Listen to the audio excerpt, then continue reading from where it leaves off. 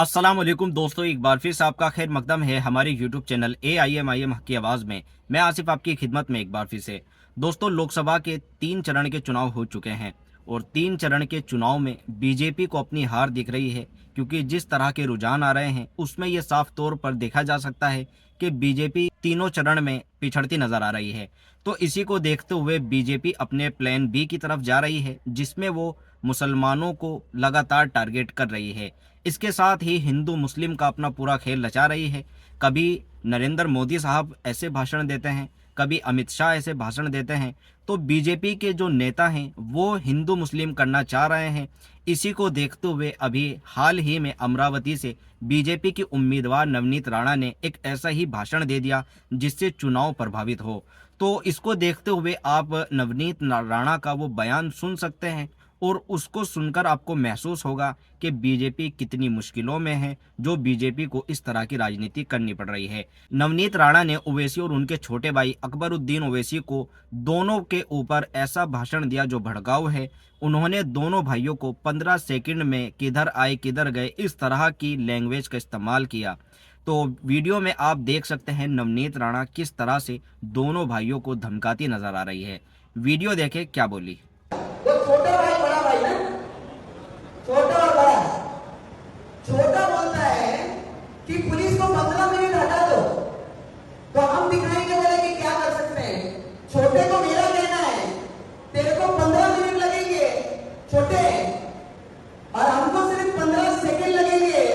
15 second police को हटाया, 15 second अगर पुलिस को हटाया तो छोटे को बड़े को ये पता नहीं लगा कहां से आया और कहां को गया। सिर्फ 15 सेकंड लगेंगे हम लोगों को जिस दिन हम मंच पे आ गए। तो नवनीत राणा के बयान को सुनकर तो ये आपको महसूस हो गया होगा कि बीजेपी कितनी मुश्किलों में है। मुश्किलों का मतलब कि बीजेपी इस चुनाव में बहुत ही ज्यादा पिछड़ी हुई है। इंडिया गठबंधन को लगातार कामयाबी मिल रही है। इसी को देखते हुए प्रधानमंत्री नरेंद्र मोदी हो या बीजेपी के और दूसरे बड़े बड़े नेता हो, वो भी इसी तरह के भाषण देते नजर आ रहे हैं। तो नवनीत राणा का आपने भाषण सुना। इस भाषण को सुनने के बाद ऐसा तो नहीं हो सकता कि असदुद्दीन ओवैसी के ऊपर कोई उंगली उठाए, उनके छोटे भाई के ऊपर कोई उंगली उठाए और उसका जवाब ना दिया जाए। तो हैदराबाद से ही असदुद्दीन ओवैसी साहब ने उनकी इस भाषा का जवाब दिया, कड़े शब्दों में भाषा का जवाब दिया। आप असदुद्दीन ओवैसी की पूरी स्पीच सुनिए और सुनकर बताइए कि असदुद्दीन ओवैसी साहब ने बिल्कुल सही जवाब दिया है नहीं। तो वीडियो देखिए असदुद्दीन ओवैसी साहब क्या बोल रहे हैं। कि एक बीजेपी के एक उम्मीदवार है, महाराष्ट्र से आए, तो यहां पर बोल रहे 15 मिनट 15 सेकंड हमको दे दो। अरे मोहतरमा, जाकर आप मोदी से कहो मैं तैयार हूं, मुकाम बताओ, मैं अपने अफराद खानदान के साथ आऊंगा अपनी औलाद को लेकर। तुम क्या करोगे? 15 घंटे तुमको दे रहा हूं, तुम क्या करना चाह रहे बताओ मेरे को। तुम क्या कर सकते? तुम अखलाक पीलू कान रकबर की तरह तुम वही सलूक कर सकते, या तुम मुख्तार या फिर जिसको गोली मार दी गई तुम वो कर सकते। तुम क्या करना चाह रहे? तुम वक्त बताओ मेरे को, मैं आने को तैयार हूं। मगर ये मत समझो कि तुम्हारी इन धमकियों से मैं डर जाने वाला हूं। मैं यकीनन तैयार हूं मौत के लिए। मैं मौत से नहीं डरता, मैं डरता इस बात से हूं कि जब कब्र में जाऊंगा तो अगर मेरे अमाल का हिसाब पूछा जाएगा और अल्लाह अपने हबीब के सदक़े में करम नहीं करेगा तो फिर मेरा क्या होगा। मगर मौत तो बरक़ है। तुम क्या समझ रहे कि तुम भी नहीं जाओगे इस दुनिया से? अरे मुझ पर 2-2 मरतबा 3-3 मरतबा मेरे ऊपर जानलेवा हमला हुआ। 6 फीट के फासले से जालिमों ने गोलियां चलाई। 1999 में शहरान के पास मुझे पुलिस वालों ने मारा और पीटा और एक एडिशनल एसपी टास्क फोर्स का मुझ पर गोली चलाया।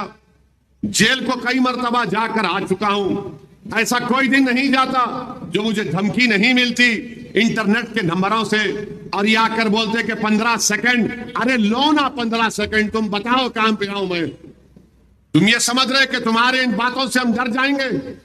तुम ये समझ रहे कि हमारे माँ बाप ने मुझे नहीं सिखाया?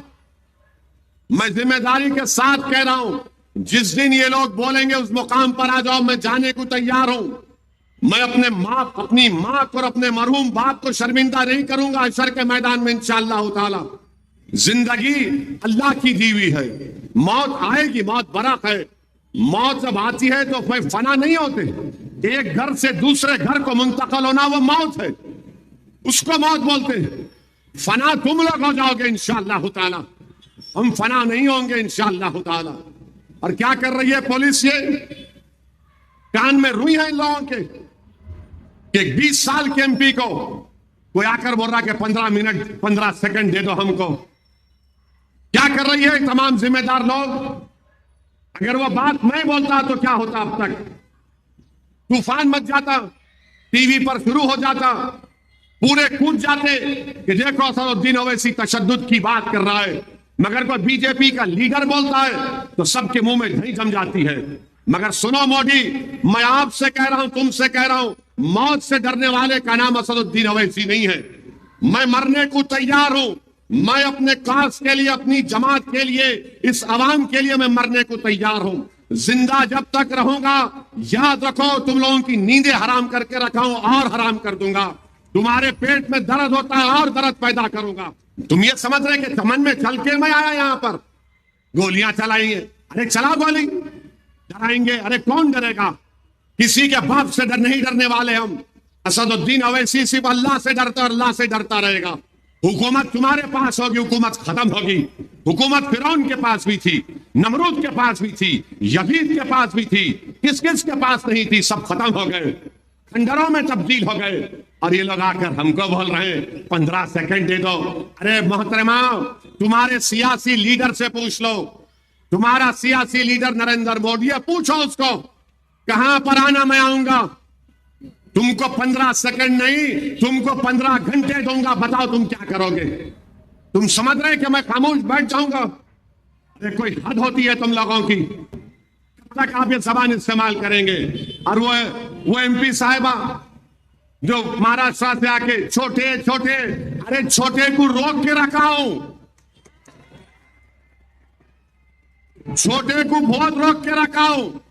अगर जिस दिन मैं छोटे को बोला कि मियां मगर आराम कर दो, तुम संभाल लो, फिर तुम संभालो।